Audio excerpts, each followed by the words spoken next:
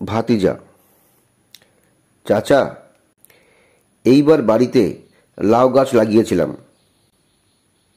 চাচা: ভালো করেছিস, বসে না থেকে কিছু করা ভালো। ভাতিজা: তো গাছে একটা বড় লাউ ধরেছিল।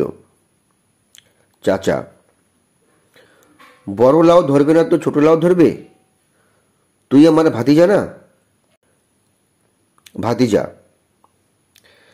লাউটাকে বিক্রি করার জন্য বাজারে নিয়ে গেলাম। চাচা: ভালো করেছিস, অত বড় লাউ খাওয়া সম্ভব না। ভাতিজা: বাজারে এক পুলিশ লাউয়ের দাম জিজ্ঞেস করল। চাচা: পুলিশ হইলে তো তার বাজার সদাই করা লাগে, দাম জিজ্ঞেস করবে না তো কি করবে?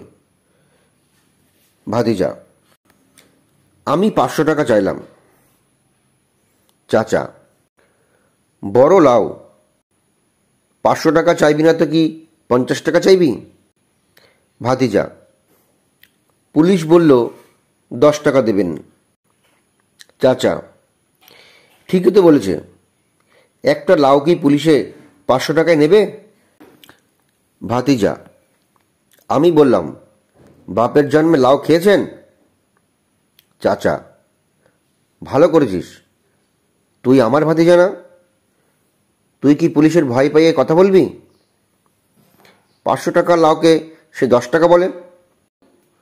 ভাতিজা: এরপরে পুলিশ আমার কান ধইরা ময়লা দিয়েছে।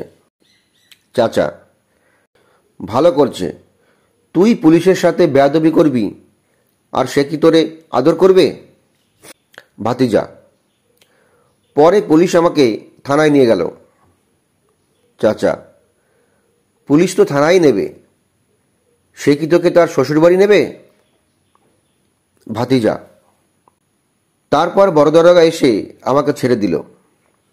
চাচা: বড় দারোগা তোকে ছাড়বে সেটাই স্বাভাবিক, দেখতে হবে না তুই কার ভাতিজা?